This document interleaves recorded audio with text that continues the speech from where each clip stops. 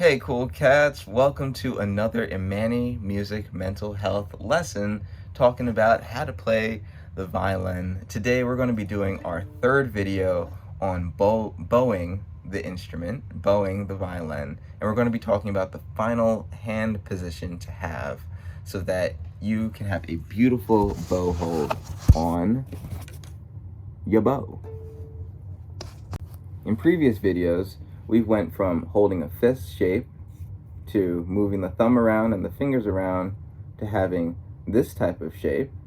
And now we're going to take this draped fingers shape and we're going to now change it to its final shape. So let's talk about what that entails. Now, since we have our hand like this, we're actually going to move our fingers so that they're not draping as low as they have been. So we're going to move this pointer finger up here to the bow part, to the wood part. We're going to just have it sitting right there. We're going to have our middle finger going to the bow also.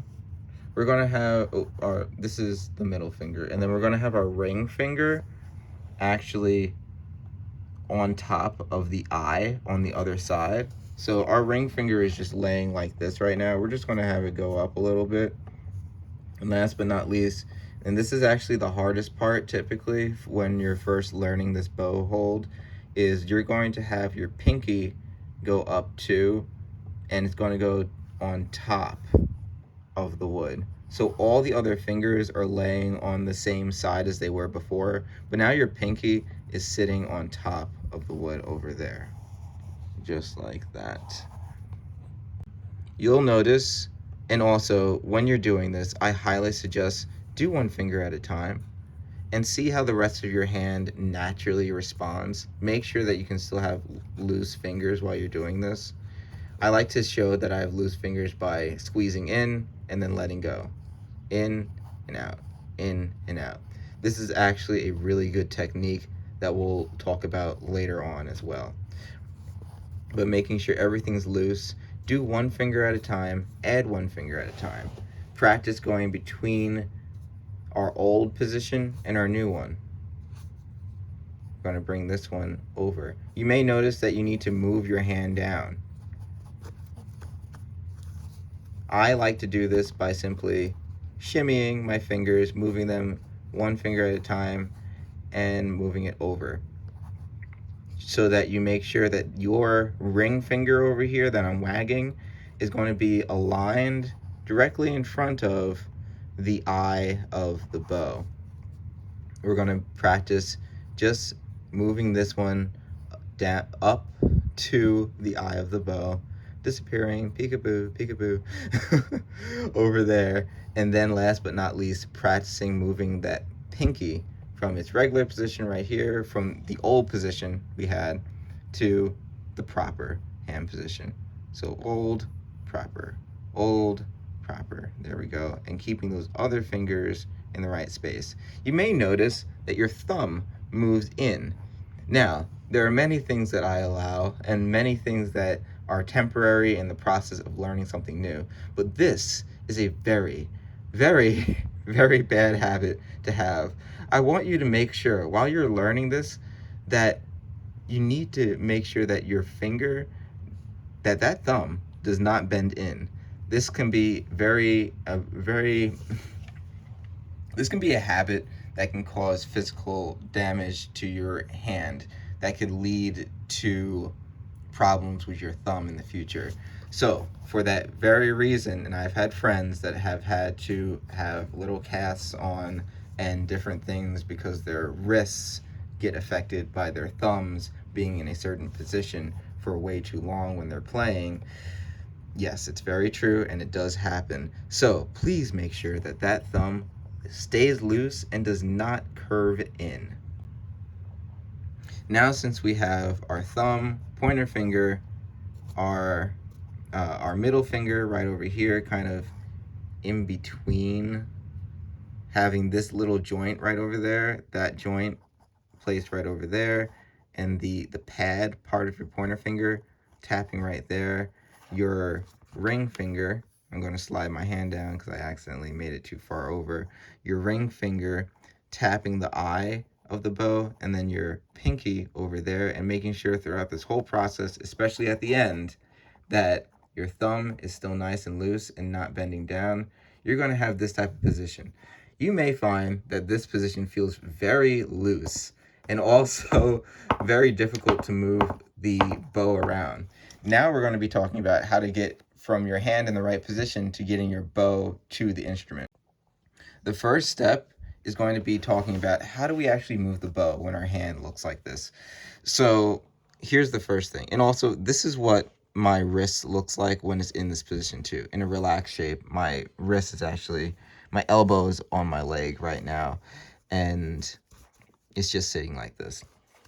Your pointer finger is going to have a big role in lifting the instrument, in lifting the bow. So how it does that is your pointer finger here with that pad, it just hits it. If you actually bring it away and just hit it, you'll notice that the bow moves. The bow is actually a very light instrument. I mean, a very light tool that we use on our main instrument. I guess technically it is an instrument, it's part of the instrument. So that pointer finger is going to have a big role in moving the bow. You can actually have it underneath and lift if you do a little bit like this. Remember that exercise I told you before where we're squeezing in like this, in and out, in and out? That you're actually going to use that a little bit with that pointer finger in order to lift the bow. Good. Now I want you to try this. You're going to move your arm up, and you may lose your bow as a result. But what's holding my bow, what's keeping my hand attached to my bow is actually my thumb. My thumb is curving in a little bit, as well as the other fingers. Making sure that the other fingers stay behind the bow is actually keeping me from losing the bow. And having that thumb there, keeping the thumb nice and loose. As you can see, my thumb is not really holding the instrument in this case. It's simply guiding the bow. So I want you to practice just lifting your bow just like that. If you lose the bow like that, it's okay. Just get it back in position. Put your thumb in here, first finger, second finger, your third finger, and your fourth finger. Get it nice and loose. Make sure that that thumb is not pointing in, and then try again. Last but not least is your pinky. Your pinky has the ability to press down on your bow. So if you extend your pinky out, oops, if your pinky, right now your pinky is curved like this, but we want to take the curved pinky and extend it out like that. Curve, extend, curve, extend. You'll notice that your other fingers may move with it. We want to create independence between each individual finger, which means we're going to, sometimes what I like to do is keep the other fingers down on something solid and then just move my pinky around. It may take you some time to do this, and I have to go slow also to build up that independence. But the more independence you have between each individual finger, the easier it will be to use the bow on a violin.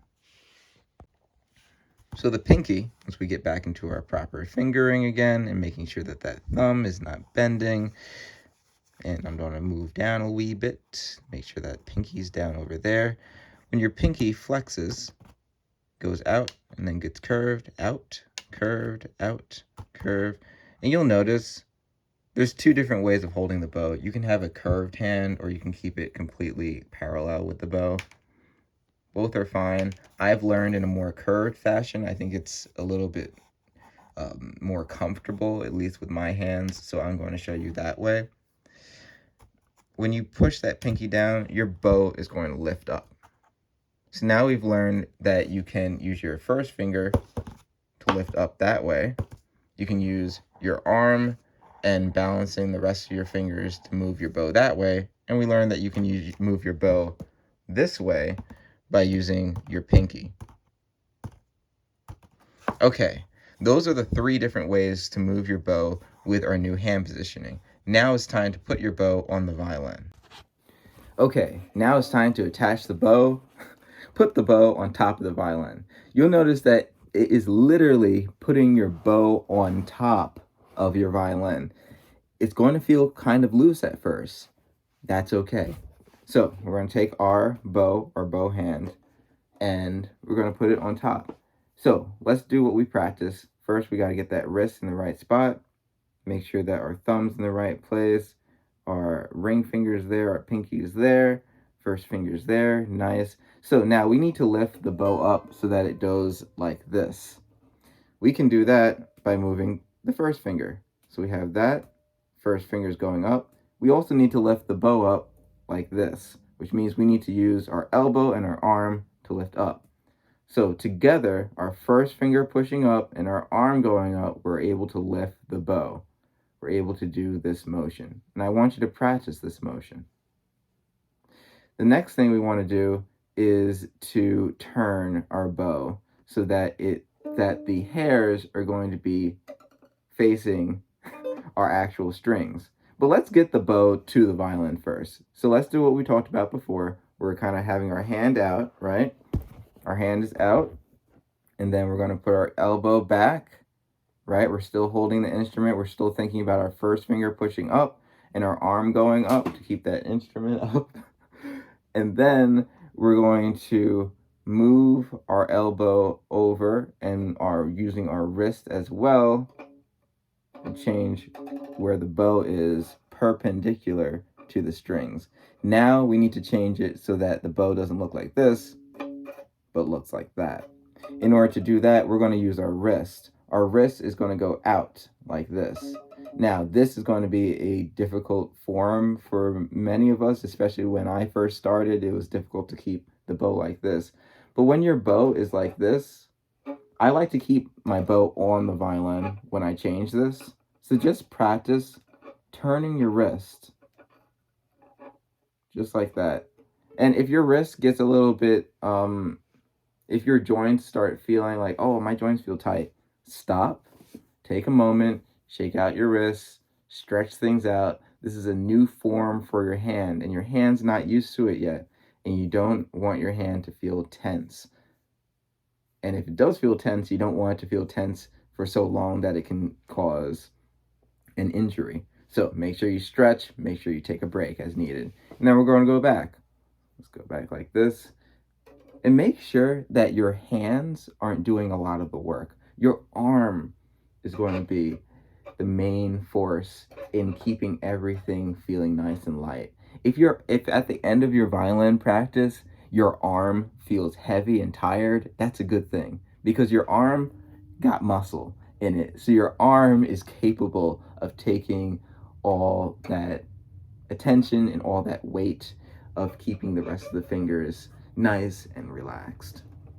So now since we practiced turning the bow just like that, now we can actually take our wrist, move it in and out like this to make sure that our bow is perpendicular with the strings. And now since we see that our bow needs to land right in between the black part and the tan part over there. So in order to do that, we're actually going to move our elbow back, elbow forward, elbow back. And when our elbow goes back, our bow is going to go different place. We're going to make sure the rest of the parts of our hand and our wrist are aligned so that we get perpendicular.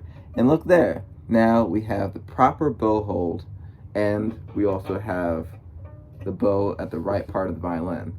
Now we're going to do exactly what we were doing with our other bow holds before. We're simply going to extend our elbow out, and we're going to do wrist down to play down.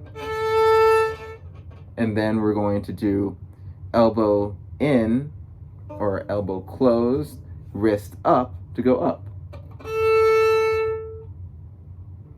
We'll talk in more detail about little small things such as slightly moving the bow while you're playing and how it seems that my back becomes a little bit more arched while we're playing at the next video.